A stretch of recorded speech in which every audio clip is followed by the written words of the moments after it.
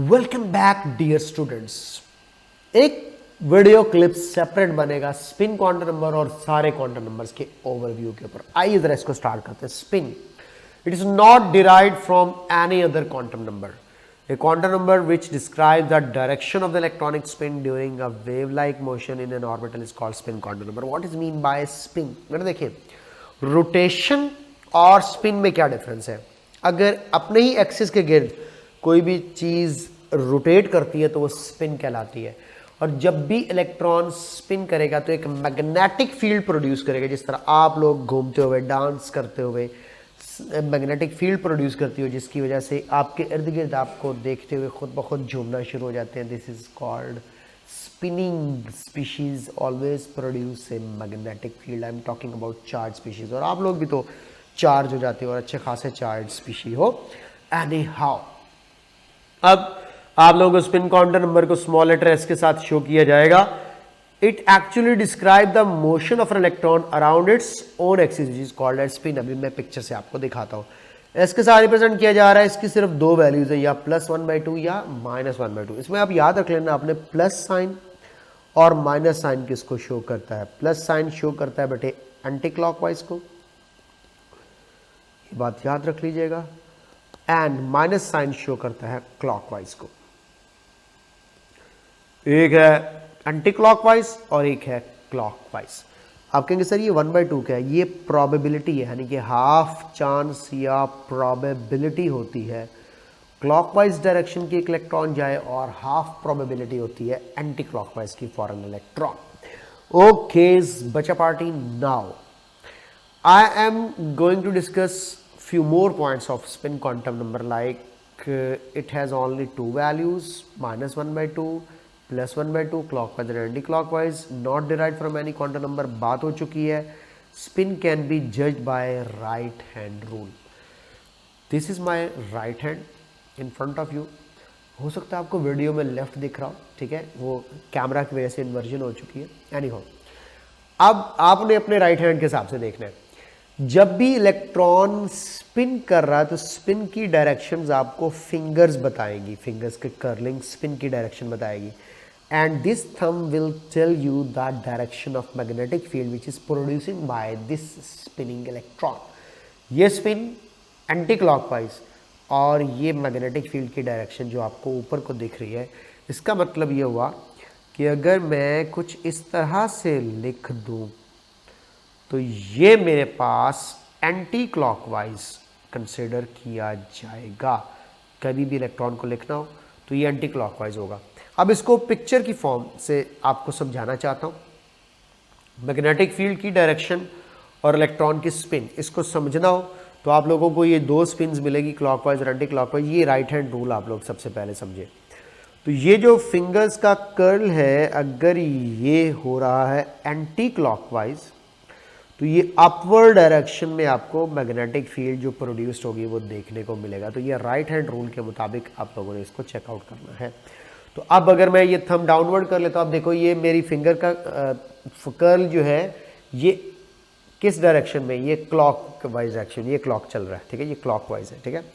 और अगर मैं आप लोगों से ये कह रहा हूँ कि भाई ये क्लॉक वाइज चल रहा है तो ये डायरेक्शन किधर को बनाऊंगा, नीचे को बनाऊंगा, तो इट मीन्स दैट मुझे यहाँ पे ये कह देना चाहिए कि अगर तो आप लोगों के पास ये स्पिन शो की जा रही है एक ऑर्बिटल में इलेक्ट्रॉन की, तो समझ जाएं कि ये हमारे पास अब इस वक्त एक एंटी क्लॉकवाइज बना दी जाती है और एक क्लॉकवाइज। अब आप लोगों ने खुद जज करना है। ये देखो, ये है एंटी क्लॉकवाइज और ये है क्लॉकवाइज, ठीक है। राइट हैंड रूल से बड़ी आसानी के साथ समझी जा सकती है। जो फर्स्ट वाली डायरेक्शन होती है ना, ये जो हम लोग इस तरह बना रहे होते हैं अपवर्ड डायरेक्शन को, ये एंटी क्लॉकवाइज के लिए होती है, एंटी क्लॉकवाइज, जैसा कि मैंने आपको राइट हैंड रूल से सिखाया।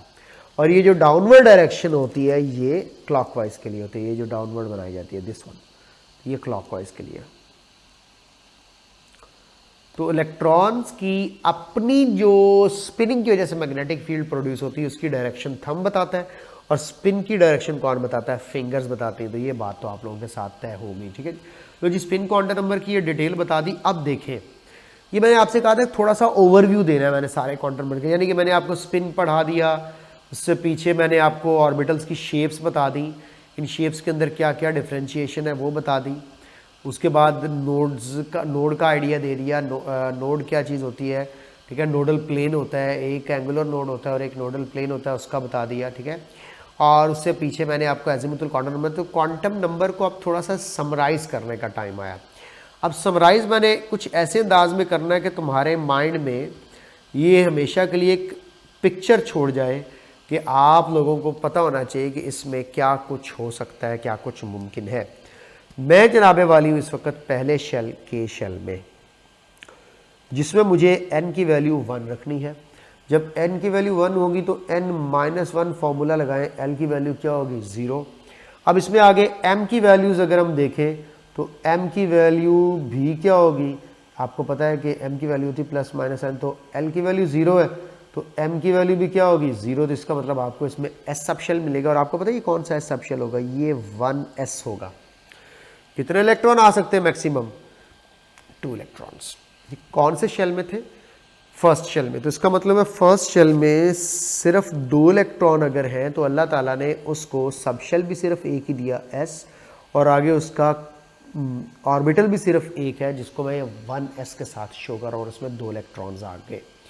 जैसे ही n2 आता है, अब इसमें l की वैल्यू 0 भी आएगी, यानी कि s भी होगा, और l की वैल्यू 1 भी होगी, क्योंकि n-1 वाले फार्मूले से 1 भी जानी है तो p भी होगा। अब ये s और p कौन सा होगा, ये सेकंड शेल था यानी कि l शेल है, तो बेटा ये 2s कहलाएगा और ये 2p कहलाएगा, ठीक है। अब 2p की आगे जब आप ओरिएंटेशन देखोगे, ठीक है, अब ये सेकंड शेल का जो 2p होगा इसकी जो ओरिएंटेशंस होंगे, देखो इसकी अगर आप ओरिएंटेशन देखो तो यहाँ पे भी m की वैल्यू 0 एक ही बनेगी। यहाँ पे अगर आप देखते हो तो m की वैल्यू आपको -1 भी मिलेगी, 0 भी मिलेगी, +1 भी मिलेगी, 3 वैल्यूज़ है, यानी कि px, py, 2py और 2pz 3 वैल्यूज़ आ गई। अब जो फॉर्मूला था कि 2n², क्या बता रहा था 2n², इलेक्ट्रॉन्स इनिशियल अप्लाई करते हैं सेकेंड शेल पर। लो जी n की वैल्यू 2 है तो 2 × 2 का स्क्वायर करो, 2 2 ज़ार 4, 4 2 ज़ार 8, तो टोटल कितने इलेक्ट्रॉन्स बने 8। आइए ज़रा चेक करते हैं, 2s में 6p में, कुल मिलाकर इन दोनों ऑर्बिटल में कितने इलेक्ट्रॉन आ सकते हैं, 8 इलेक्ट्रॉन्स आ सकते हैं। ऑर्बिटल्स कितने हैं, उसका फॉर्मूला क्या था, n²। अब सेकंड शेल में ऑर्बिटल्स की तादाद पता चलानी हो तो इलेक्ट्रॉन्स तो 8 थे, अब ऑर्बिटल्स की तादाद पता चलानी हो तो 2 का सिंपल स्क्वायर कर दो तो क्या आ जाते हैं 4। आप कहेंगे सर प्रूफ करके दिखाएं, कहाँ पे पड़े हुए हैं, 4 ऑर्बिटल्स। आइए जनाब, एक तो ये 2s ऑर्बिटल पड़ा हुआ है, दूसरा ये 2px, 2py और ये चौथा 2pz, तो ये s और p के मिला के टोटल अब आप मुझे खुद बताओ ये कितने ऑर्बिटल बन रहे हैं जनाब, ये 4 ऑर्बिटल्स बन रहे हैं। तो यही खूबसूरती है। अब इन 4 ऑर्बिटल्स में इलेक्ट्रॉन कितने अकोमोडेट हो सकते हैं, एक ऑर्बिटल में 2 का हिसाब लगाएं तो 8 इलेक्ट्रॉन सीधे सीधे हुए। समझ आइए, as a quantum number n = 3, इसका मतलब है m शेल L0 L1 भी होगा, 2 भी होगा, यानी कि s p d भी आ जाएगा। 2, 6 और 10 टोटल कितने इलेक्ट्रॉन हो गए 18। क्या फॉर्मूले के मुताबिक 18 इलेक्ट्रॉन है, बिल्कुल है जनाब। ये देखो 3 2 9 एंड 9 2 18। अब आगे देखो ऑर्बिटल, ये देखो ये इसका 3s पड़ा होगा, ये इसका 3p पड़ा होगा और ये इसका 3d पड़ा होगा। आगे इनके ऑर्बिटल्स की तादाद, इसकी सिर्फ एक ऑर्बिटल होगा, इसके 3 हो गए और इसके कितने हो गए 5, जो कि अब मैं शेप बता के आया हूँ। तो टोटल काउंट करें तो कितने बन गए, 5 और 4 9। फॉर्मूले के मुताबिक अगर मैं 3 का स्क्वायर करूं तो 9, तो ये 9 ऑर्बिटल्स आपके सामने मौजूद हैं, आंखें खोलें देखें। यही सेम आगे n4 के लिए चलेगा, s भी होगा, p भी होगा, d भी होगा, f भी होगा। अब साथ अब ये 4s होगा, ये 4p होगा, 4d होगा और इसकी कॉम्प्लेक्स शेप है तो इसको मैं 4f लिख देता हूं। तो ये ओवरऑल एक व्यू आ गया क्वांटम नंबर्स का। आप देखिए कैसे कनेक्टेड हुए ये सारे एक दूसरे के साथ। पेपर में क्वेश्चंस क्या आने हैं, यही एनर्जी, शेप्स, वैल्यूज सारी आनी है। फिर ये भी क्वेश्चन आता है, which one of the following is a correct set of quantum number, which one of the following is a incorrect set of quantum number. इस टाइप के सारे क्वेश्चंस की प्रैक्टिस करवाऊंगा आपको, लेकिन उससे पहले हम लोगों ने रूल्स ऑफ इलेक्ट्रॉनिक कॉन्फ़िगरेशन को सीखना है। तो सेपरेट वीडियो आप लोगों को मिलेगी रूल्स ऑफ इलेक्ट्रॉनिक कॉन्फ़िगरेशन के ऊपर, और फिर क्योंकि रूल्स ऑफ इलेक्ट्रॉनिक कॉन्फ़िगरेशन में दोबारा से क्वांटम नंबर्स कवर किए जाते हैं, कौन कौन से क्वांटम नंबर कौन कौन से रूल पर एप्लीकेबल है, ये सारी की सारी बातें डिस्कस करेंगे नेक्स्ट वीडियो में। तो काइंडली वॉच कीजिएगा next video for the rules of electronic configuration, और मुझे फीडबैक जरूर दीजिएगा कि आपको क्वांटम नंबर समझ आए कि नहीं आए, आपको ऑर्बिटल और सबशेल और ऑर्बिट के अंदर डिफरेंस पता चला या नहीं चला। अगर पता चला है तो ज़रूर समझाइएगा, जिस तरह मैंने कहा कि शेल के अंदर सबशेल वेव लाइक मोशन और फिर उस वेव लाइक मोशन की ओरिएंटेशन ऑर्बिटल होती है। Take care of yourself. खुदा हाफिज़।